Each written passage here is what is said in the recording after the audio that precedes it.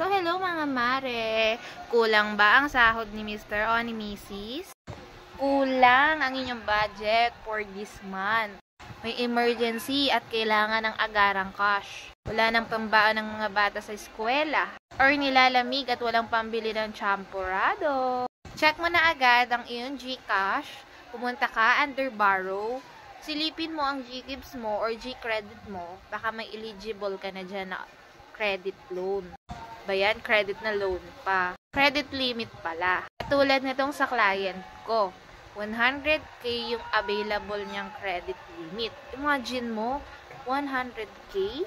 Alam mo ba ang GGives na hindi lang yan for grocery or pambili ng gadget sa mga merchant nila, sa mga partner store ni GCash? Pwede mo rin magamit yan sa emergency mo. Lalo na kung kailangan mo ng cash. Imagine mo naman kasi, 100k utangin mo para lang sa gadget or para sa grocery. Syempre, hindi yun lahat. In case na kailangan mo ng emergency cash at gusto mong ipa-convert ang GGives mo into cash, message mo na ako agad sa aking Facebook account, Anjesly Pilierba.